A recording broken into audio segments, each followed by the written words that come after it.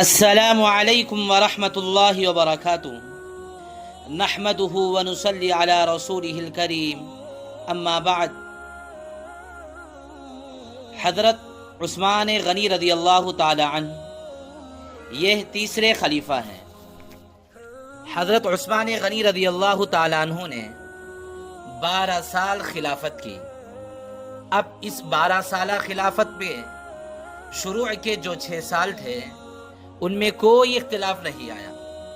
وہ 6 سال اتنے فتوحات کے گزرے کہ ہر بندہ حیران تھا کہ اللہ نے اس خلیفہ کو کیا برکات سے نوازا ہے کہ چاروں طرف دنیا میں اسلام پھیل رہا ہے۔ پھر اس کے بعد کچھ ایسے واقعات شروع ہو گئے، اس پر بعض لوگوں نے اختلاف کرنا شروع کر دیا۔ پھر ان میں سے ایک ایسا واقعہ پیش آیا جو حضرت عثمان غنی رضی اللہ تعالیٰ عنہ کی شہادت کا سبب بنا۔ وہ واقعہ یوں تھا کہ مصر کے اندر حضرت عثمان غنی رضی اللہ تعالیٰ عنہ کے ایک گورنر تھے جو مزاج اور طبیعت کے اعتبار سے بہت ہی زیادہ تیز تھے۔ وہ لوگوں پر سختی کرتے تھے اور لوگوں کو یہ سختی مشکل میں ڈالتی تھی کہ آخر انہوں نے حضرت عثمان غنی رضی اللہ تعالیٰ عنہ کو پیغام بھیج دیا کہ برائے مہربانی مصر کا جو آپ کا گورنر ہے اس کو بدل دیجئے۔ حضرت عثمان رضی اللہ تعالیٰ عنہ نے مدینے میں اپنے دوسرے ساتھیوں سے مشورہ کیا کہ کس کو ان کی جگہ پر گورنر بنایا جائے۔ مختلف رائے آئی۔ اکثر صحابہ کی رائے یہ تھی کہ حضرت ابو بکر صدیق رضی اللہ تعالیٰ عنہ کے فرزند محمد بن ابو بکر سے بہتر کوئی بھی بندہ اس وقت مدینے میں بہتر نہیں ہے۔ چنانچہ حضرت عثمان رضی اللہ تعالیٰ عنہ نے مشورے سے محمد بن ابو بکر کو مصر کے گورنر کے لیے انتخاب کر دیا اور ان کو لیٹر لکھ کر دے دیا کہ اب آپ مصر جائے اور یہ لیٹر وہاں کے گورنر کو دے اور اس کو کہے کہ وہ میرے پاس یہاں مدینے میں آ جائے اور آپ اس کی جگہ وہاں پر گورنر بن کر مصر میں حکومت سنبھالے۔ محمد بن ابو بکر بہت ہی زیادہ سمجھدار تھے۔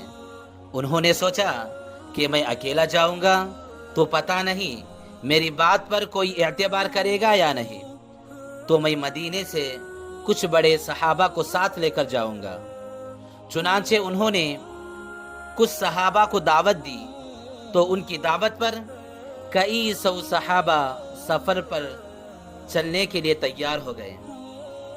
جب یہ بڑی جماعت صحابہ کی سفر پر چل پڑی، اللہ کی شان دیکھے کہ راستے میں انہوں نے ایک جگہ پڑاؤ ڈالا اور اس پڑاؤ کے دوران ایک عجیب واقعہ پیش آیا کہ ایک صحابی نے ایک حبشی غلام کو دیکھا جو اونٹ پر بڑی تیزی کے ساتھ جا رہا تھا، تو اس صحابی کو شک گزرا کہ یہ کہیں دشمن کا بندہ تو نہیں جو کہیں ہماری CID کر کے جا رہا ہو۔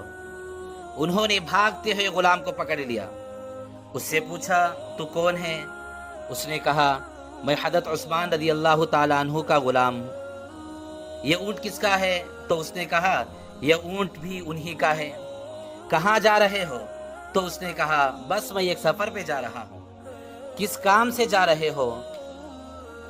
تو اس نے کہا بس میں جا رہا ہوں۔ تو اس صحابی کو شک گزرا کہ دال میں کچھ کالا ہے، تو انہوں نے اس کو پکڑا اور حضرت محمد بن ابو بکر کے پاس لایا اور کہا کہ یہ غلام جا رہا تھا اور مجھے اس پر شک گزرا اس لیے پکڑ کر لایا ہوں۔ تو محمد بن ابو بکر نے اس سے پوچھا کہ بھائی کہاں جا رہے ہو؟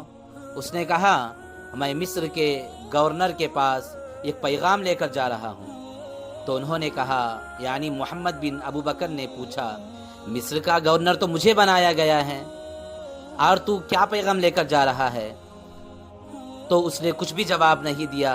لہذا جب ان تمام صحابہ کو بھی شک ہونے لگا تو جب اس کے سامان کی تلاشی لینے کا حکم دیا تو اس کے سامان سے ایک ایسا رقعہ ملا، اس رقعے پر حضرت عثمان رضی اللہ تعالیٰ عنہ کی طرف سے یہ لکھا ہوا تھا، جو مصر کا پنارا گورنر ہے اس کے نام کہ میں محمد بن ابو بکر کو تمہارے پاس بھیج رہا ہوں، جب یہ آپ کے پاس پہنچے تو ان کو قتل کر دینا اور اپنی حکومت یعنی پرانی حکومت کو اچھی طرح سنبھالے رکھنا۔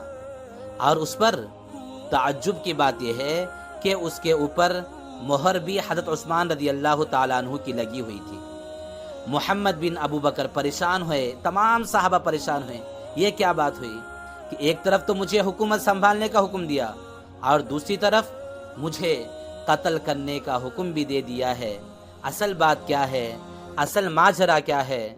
انشاءاللہ ہمیں بھی اس اصل حقیقت کو اگلی ویڈیو کے اندر آپ کو بتایا جائے۔